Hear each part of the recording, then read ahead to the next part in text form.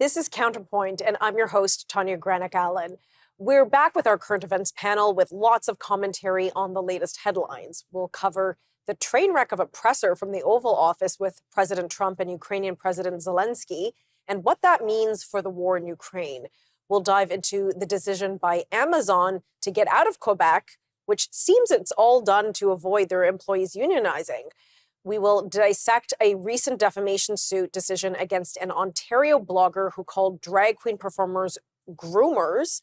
And we'll cover the situation with the many federal employees who are still working from home, despite being ordered back to the offices. What do you think about that? You pay their salaries after all. Lots to get through, and join me now are political commentators Brock Stephenson and Hannah Salamon-Vegh. Brock, Hannah, good to see you both. I hope you're doing well. So let's start us off with the Ukrainian-US drama, because it really was like a soap opera drama, watching that press conference kind of devolve in the Oval Office. Brock, why don't you start us off? What went on?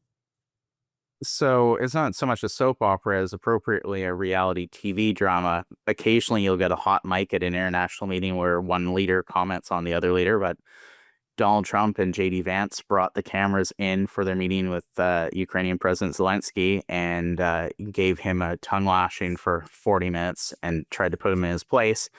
But the rest of the world seems to have said, hold on a second, the United States isn't in their traditional leadership role, and this is giving an opportunity for the countries of Europe, perhaps Canada, other countries to step up and show they're still supporting Ukraine and still supporting democracy and rule of law, even if the United States seems to be taking a break from that position. Hedda, did you have the same takeaway? No, not really. It was very, very rare occurrence to see that type of negotiations going on in front of the camera. And most people just saw the 10 minutes at the end, but there was 40 minutes of conversation that went on before the 10 minutes where it got really fiery at the end. But I think it was good that we were able to see these things. So much of these things go on behind closed doors, but at the end of the day, the money that's being sent to these countries is taxpayer dollars and printed money, which increases inflation in a country. With the US here, I don't think Zelensky, it didn't seem like he read the room that there's new presidency, and Trump is not like Biden.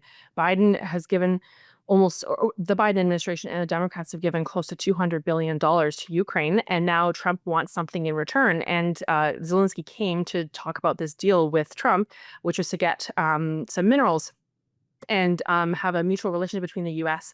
and Zelensky that was profitable for both countries and hopefully would kind of push Russia back as well. And it didn't seem like Zelensky was able to get the security deal that he wanted. That was part of it.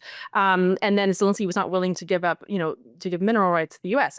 After that whole episode went down, now Zelensky is saying that he is willing to negotiate that with the U.S. So I think Trump is showing the world that the U.S. is back and they're not going to hand over taxpayer dollars as easily as before. Yeah, it was definitely a very interesting thing to watch, devolve.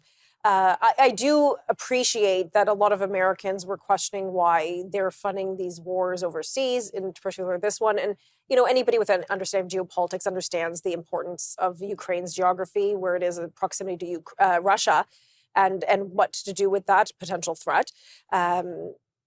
The sad part is, and I always come back to it with these conflicts, I feel bad ultimately for the Ukrainian people, because what we hope our politicians are doing are negotiating good faith behind closed doors, getting whatever deals done necessary.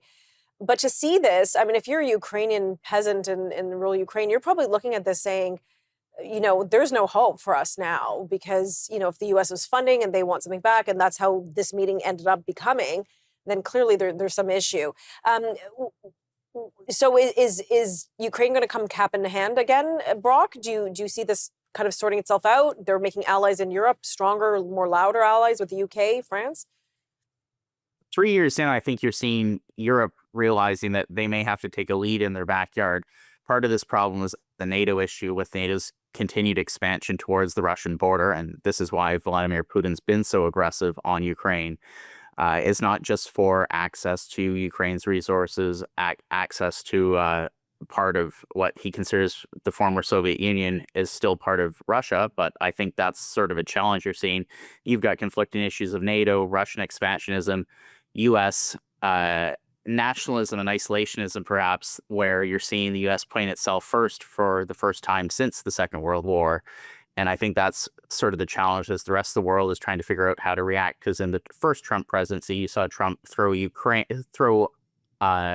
Iran and North Korea off with his negotiating strategy. Now you're seeing countries from the West getting the same treatment, whether it's Ukraine on the war or Panama, Canada, Greenland, part of Denmark, getting similar treatment from the new Trump presidency. So I think that's a big challenge we're going to see going forward over the next 4 years. Okay, we'll be right back.